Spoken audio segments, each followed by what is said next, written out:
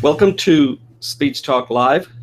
My name is Jay Oza, and this is episode number 54.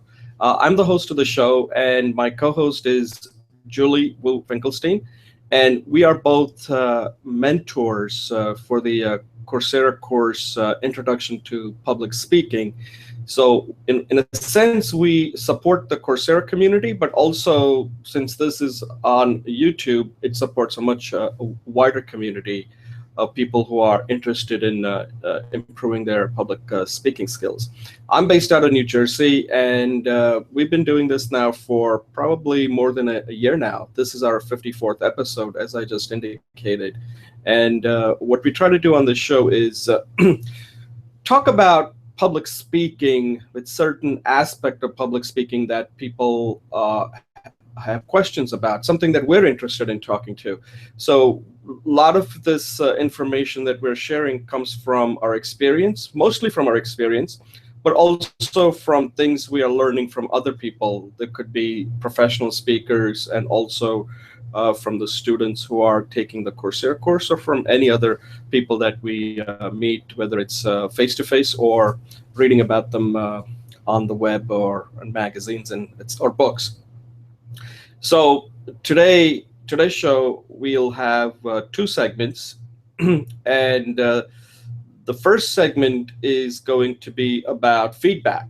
And I know this is a a topic that we have covered before, but I think feedback is very important. And this one, I'll focus on. I have a companion video, and what I will focus on is to have a discussion with Julie that in order to really become a good speaker, or if you want to become a confident speaker, whatever the word you want to use, you really have to figure this part out. This is sort of your way of diagnosing, right? And if you don't have diagnostic, then you could be spending a lot of time and not make incremental improvement. So we're going to talk about that. And then in the second segment, Julie's going to facilitate that. And she's going to continue her discussion regarding developing your identity so that you know who you are and you also know how you want others to see you. And this sounds kind of simple, but it's not. It's a lot of work. A lot of people don't know how they come across. And Julie has been giving a lot of thought to this, and she's been working on it, bringing a lot of different aspects together, such as your ability to speak, your ability to know yourself.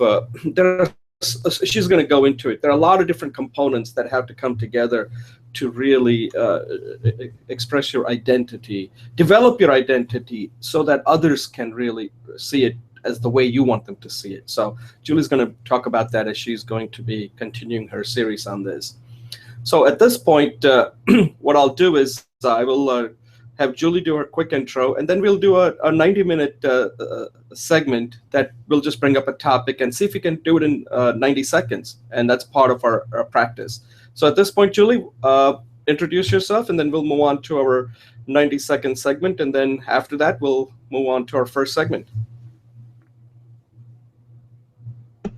Thanks, Jay. Good morning. And good morning to all the students and the audience at large. And my name is Julie Wu Finkelstein.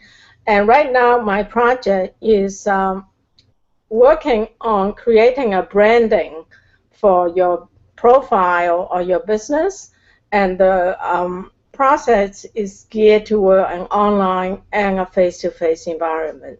So this is, and I'll talk about more of it, but this is part of my success leg of my three-leg approach to having health, happiness, and success. And my goal is to share practices in that area. Thank you, Jay. Okay, Julie, thanks a lot. So at this point, we use this brief time in the beginning to practice, which I like to call it a 90-second segment. And the purpose of this is that often when you're speaking to people, you don't have a lot of time. You probably have seen the presidential debates where they have to answer some real weighty questions in 90 seconds. So if they can do it in 90 seconds, talking about how they're going to solve the economy, I think we can address something less complex than that in 90 seconds. So what I want to talk about is something that I read in New York Times, and it was an article written by a neuroscientist at Harvard. I think he has some sort of a lab at Harvard. I forgot his name. His last name is, I think its name is Moshe Bar. And then if I got it wrong, I'll correct it in the description notes. So it was an article that appeared, and the article was titled "Think Less, Think Better." And what he was saying was, and this applies to public speaking. It applies to anything, but it applies to public speaking. So when you're speaking to people, and if people are, let's say they've been bombarded with a lot of information. Let's say you're an event, probably a networking event, and they're bombarded with meeting a lot of people. So they're not going to be able to think. And he did an experiment where he had students memorize like 7-digit number, and then he would ask them a question such as white and like word association, and he would say white. And if people didn't want to think, they'll just say black, simple, black. But when he gave them like 2 digits to remember, and he would ask that question white, they would then be more creative and say cloud or milk or powder, whatever, right? So they had time to be more innovative. So what he's saying is that if people do not have a lot of time, or their brain has been overloaded with a lot of extraneous information, they're not going to be able to think that clearly or deeply. So you have to simplify it. So from public speaking, what this means is that you have to simplify it. So think about that when you're speaking in front of a large audience, your speech should be simple. But when you're speaking in front of a smaller audience and they're not been cognitively overloaded, then you can make it more challenging. So that's a quick thought. I'm going to try to develop this further, but I just wanted to kind of use this time to at least introduce this topic, and I'll develop it further. Julie, your turn. Thanks, Jay. Good morning. Today I want to talk about, as part of the success leg of the three-legged stool, is the idea of using a portfolio approach. So I think our life is multidimensional, and usually there's more than a single factor. And while it's really nice to say be clear, be single-minded, I think given in the Jeffersonian Declaration of Independence, it says all men have the right to be free and to be equal. Now they're mutually exclusive in that they can be both. So basically, we want to have a set of core priorities. And this portfolio approach is very important. For example, if you were doing missions and visions, you may define a portfolio of 7 major categories, such as family, business, personal growth, spirituality, and just having fun. You know, those could be your portfolio elements. We're very familiar with the portfolio element in terms of our investment, right? Because it balances the risk with opportunities that way. In your skill sets, based on what you need to do, if you want to be an entrepreneur, you'll need to balancing sales, marketing, finance, and other values. And that's the same true of your client portfolio. You could have a client portfolio. And most important of all, you could have an advisor portfolio. Jay is in my advisor portfolio for communications, public speaking, and business strategies. And with that, I want to say thank you and figure out what your portfolio is, whether it's for your visions or for your business strategies or for the skill sets you want to develop for life. Thank you. All right, Julie, thanks a lot. Since you went over, I'm going to edit out your portion, okay? That's your penalty. You went over, so I can't use it now. I went over by 10 seconds. We should do the same for you. What's good for the goose is good for the gander. You remember what Reagan said with his debate? This is my show. I don't get to All right, Julie, that was great. So yeah, so it just goes to show how difficult it is to come under 90 seconds. But you're working on it. 10 seconds is not a bad. 10 minus plus 10, I don't think is a big deal. So that was good. I didn't time myself, but I was trying to, because sometimes when you're speaking to an audience, you can't have a stopwatch. So you got to use your instinct as far as like develop that, as whether it's 90 seconds or not. That's what I'm trying to figure out. So I need to do that. And I'll do it when I watch this again to see how much time did I actually take. And maybe I have to learn from that, develop that instinct, that mental clock. Oh, I'm going over. At this point, I have to stop, come to a summation or something. All right, I'm going to take a brief pause, and then we'll move to our first segment, okay?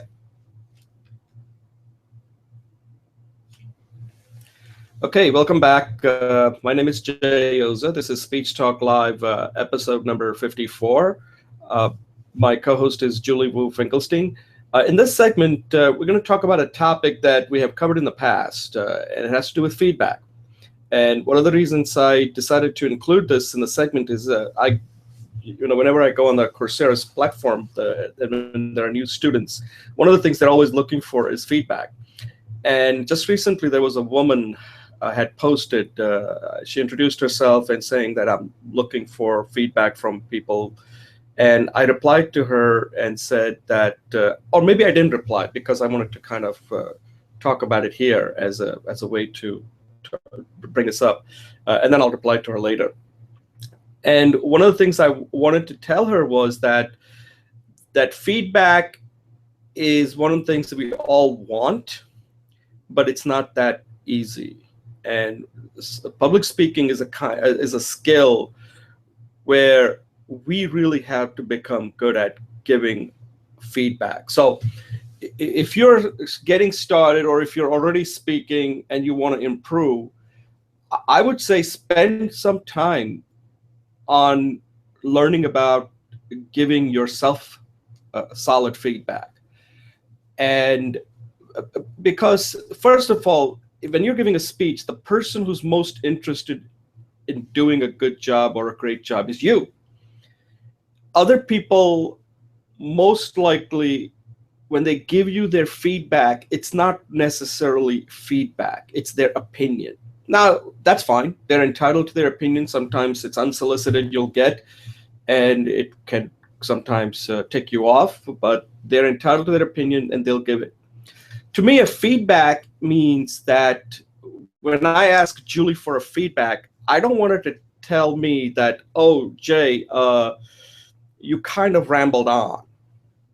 That's a feedback, and maybe it's probably true, but I need something that's actionable, saying, that part where you just kept on saying it over and over again, was it a choice you made, or was it something you were not aware of? Because if it was not something you're aware of, just say something that specific, something impactful, and then just clarify it, and that's it. You don't need to keep repeating and keep rambling on, right? So there's a feedback that helps me, because she's telling me that I've seen it, and it also is telling me that she has some experience with this, that perhaps she has run into this and she has seen it with other people, said, I notice it, but this is something that's correctable. Just when you say something, start out saying it, then just clarify it, and then just move on to another point, if that is another point there. So I'm just giving an example that unless somebody's willing to do that, that feedback then becomes very useful to you. So, but you're not going to get that. I'll just tell you right now, you're not going to get that kind of feedback. Feedback is often counted as opinions, and opinions are fine, but they don't really help you get better. So what I'm suggesting is that you start giving yourself the feedback. Be critical of your speech. And then once you identify things that you're doing well, the things that you would like some feedback on, then just target the part that you think you need to work on, and say, hey, Julie, like we just did our 90-second segment in the previous segment, and I could ask Julie, so you saw that I went over, what would you suggest I do? Now, that is a very specific type of feedback I'm looking for. Now, if she really understood it, because now what's going to happen is that she's going to have to watch it and really pay attention to that. So it's going to be also work for her. And that's what you want, somebody who's going to put in some work and give you that feedback. Because feedback is not just opinions, you don't need to put in a lot of work. You just give somebody opinion because it's just coming out of your head. I didn't like it or I liked it. That's an opinion, right? Feedback means that you're trying to help that person get better. So just be careful with the word feedback, okay? Feedback is a word that we all tend to use, we all want, but you got to really spend some time understanding this and learning how to give yourself feedback, and also it'll help you give feedback to others. Julie, so what do you think how important is it to become good at giving yourself the feedback before you ask others? Thanks, Jay. Yeah, I really enjoyed watching your video on feedback, and I think your point is well taken, that if you can start observing yourself and then working with yourself, I think that's really wonderful, because just observation and being able to draw up like a category. For example, I was talking about portfolio. Develop a portfolio of the skills you want, then you can already evaluate yourself on that. So it's really a good way to bootstrap your own talent. In terms of seeking, the other thing, so the first thing I heard from you is that self-feedback is paramount, and so step one. And the second thing is, when you look for someone else to give you feedback, be thoughtful about who you select, because one, it requires them to do some work. The second thing I hear from you is that because it does require them to do some work, that you want two things from the feedback. One is clarity of where the problem is. This is an area, for you use an example, this is the area you repeated yourself. Did you really intend to do that? And then if the person says, oh no, then the person should be resourceful enough to create some possible actionable items. And then the third thing I heard from you is that opinion is different than a feedback. A feedback, from what I'm intuiting or inferring, is that opinion is just I like it, I don't like it.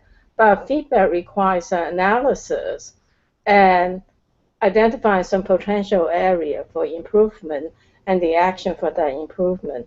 I think that's really, really great. And the only thing I would add to that, and I'm beginning to do that deliberately, is, and I think you've used the word in the past, is deliberately practicing, which is making a commitment not just to do the work, but after you do the work, take a rest and come back, maybe 24 hours later, before you do a self-feedback.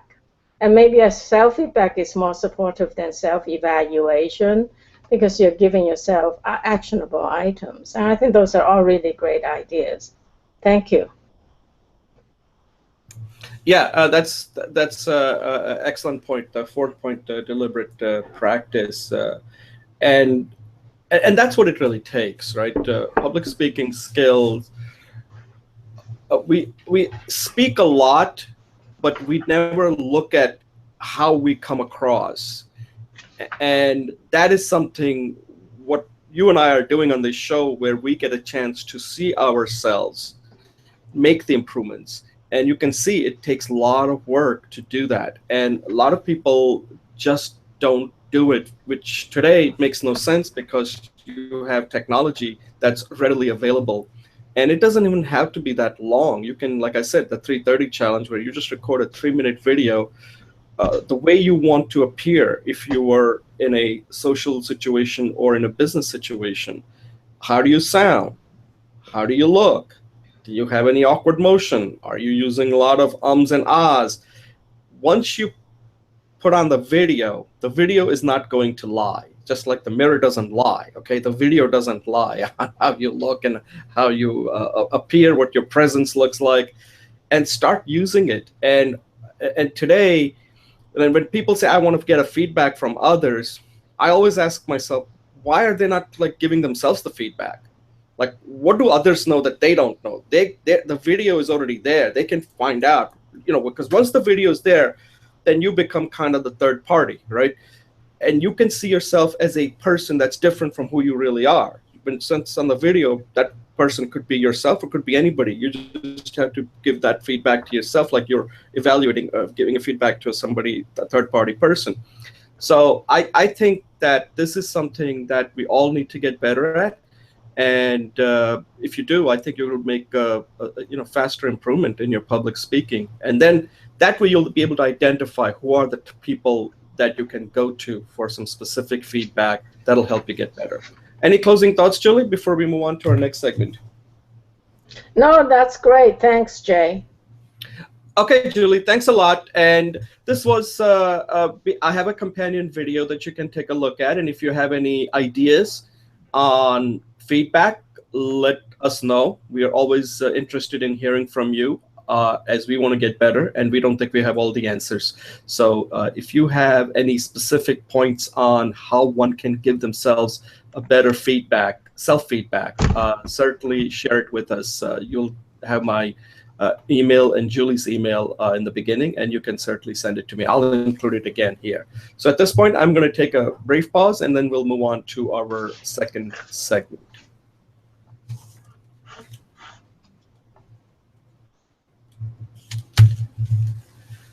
Okay, welcome back to Speech Talk Live, episode number 54. My name is Jay Oza.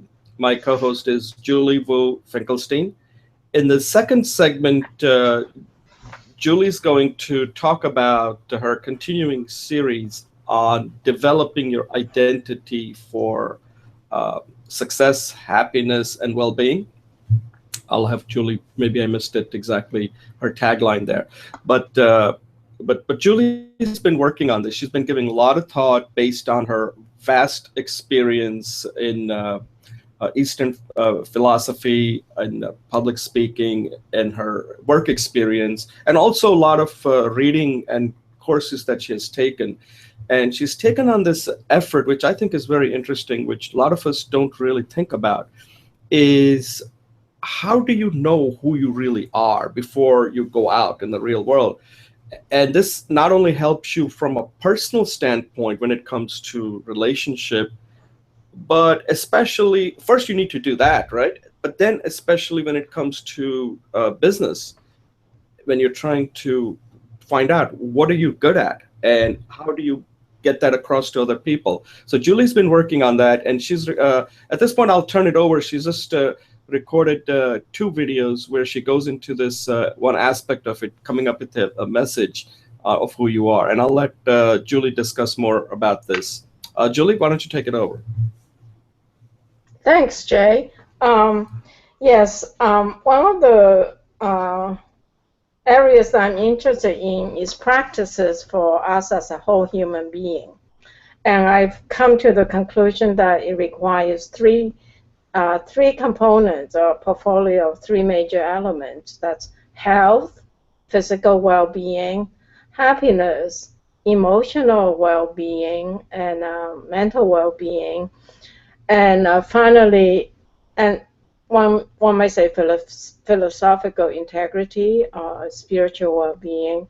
And the third one is success. Success is the leg where we interact with other people.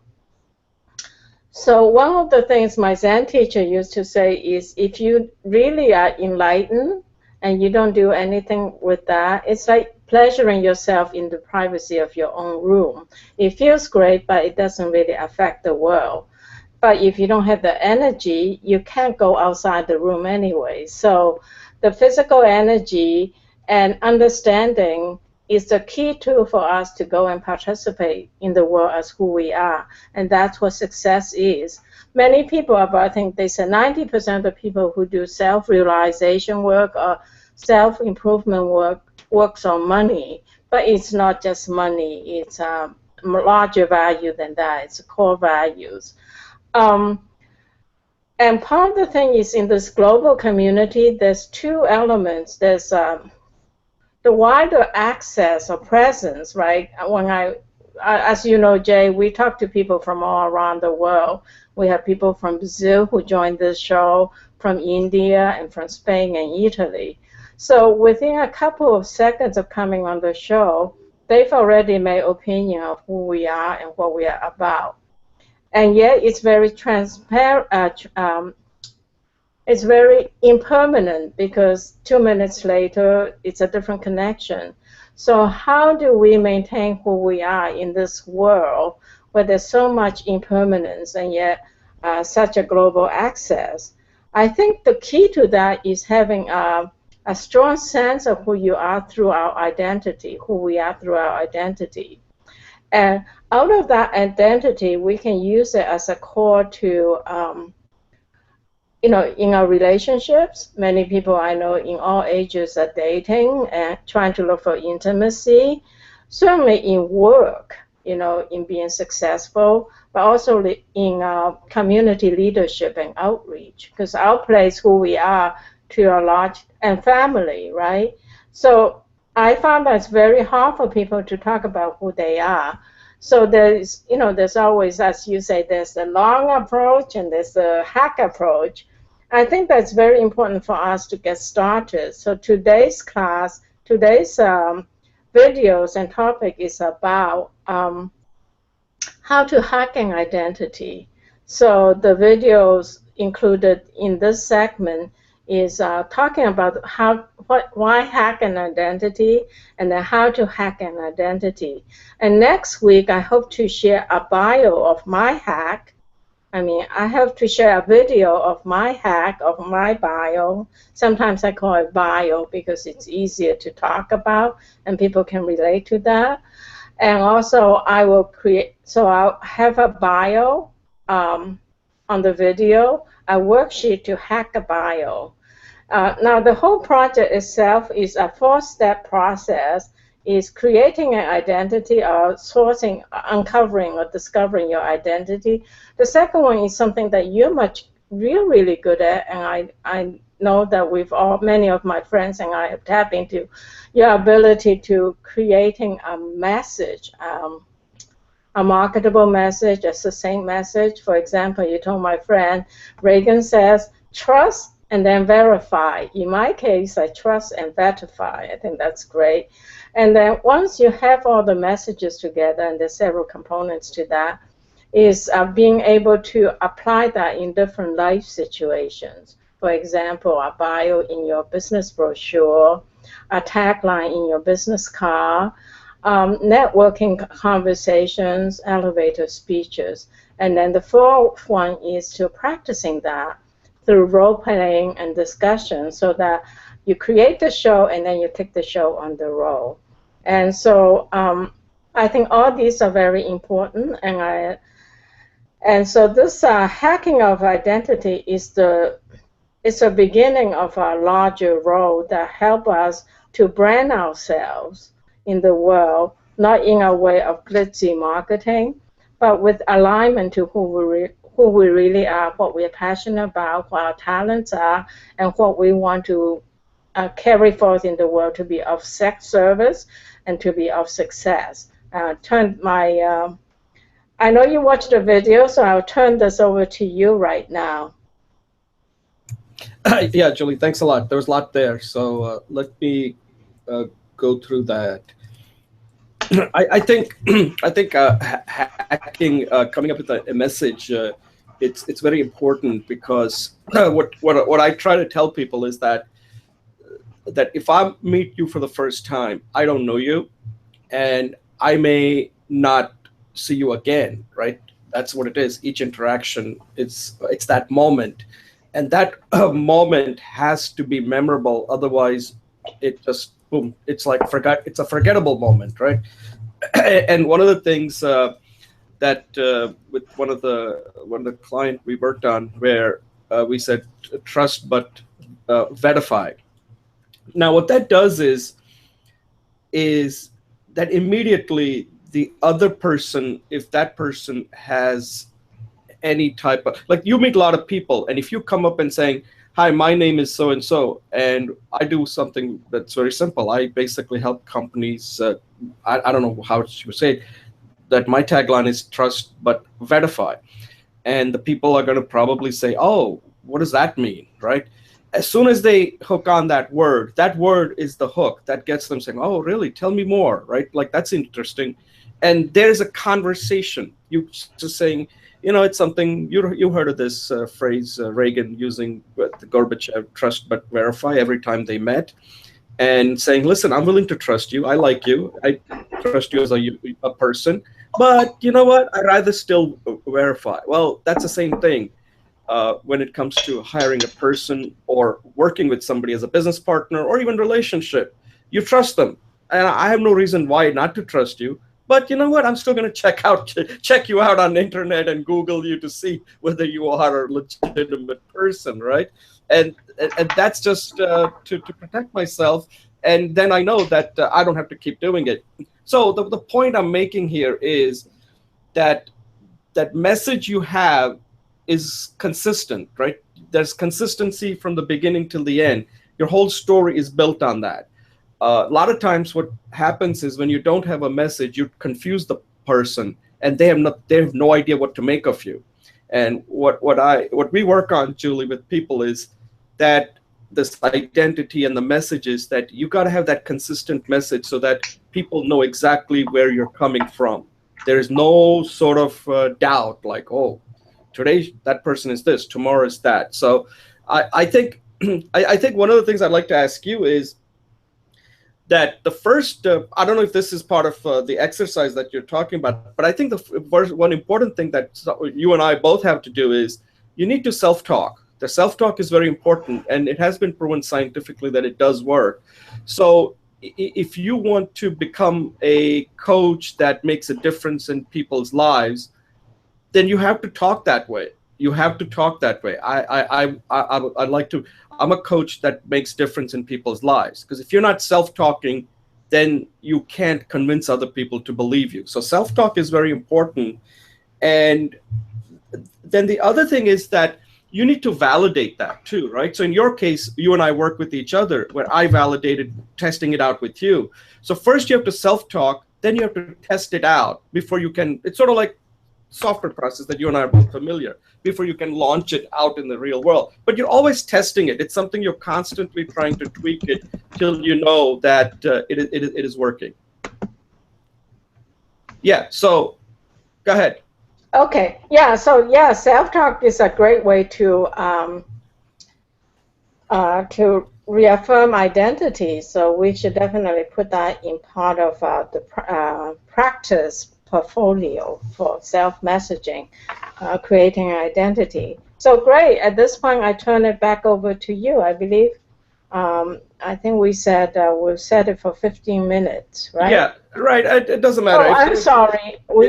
Actually, we have 10 more minutes. Right. No, I mean, I think this is a topic. That's what we're having a discussion on.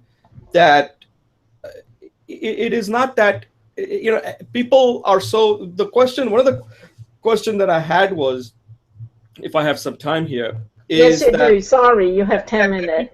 People are so busy with their lives. Some of it is self-induced. Some of it is lack of time management. That first thing that I think it's very important for people to do is to just have some quiet time to think about these things. Nobody ever has time. I came across this book. I think I might have mentioned it to you. I think I posted it on the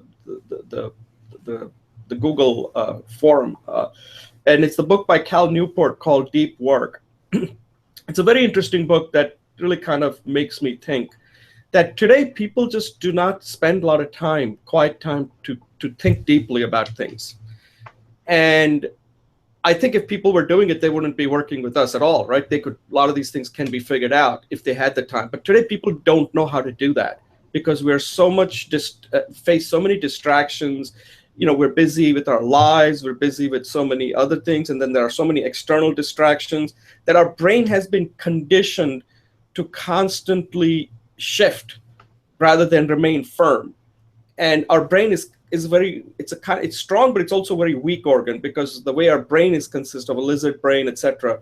The lizard brain dominates, and that dominating brain essentially moves any way it goes. And unless you can master, that's why I think you have meditation, all these practices, is to control that lizard brain. And today people are just not able to do that. They just don't even think about it. They don't even know what that is. And unless they can figure that out and control that lizard brain, they're going to be constantly going to be moving with all these distractions and never figure out what exactly they do, what exactly they're all about. So that's a challenge. And a lot of people out there that I see, and you see that with like students, right? Getting them to study, they just can't sit down and focus for 45 minutes without any kind of distractions. It's very hard for them to do that. And adults are becoming just like that. Yeah, Yes. so that's a challenge. I mean, how do we do that? You know, how do we get people to?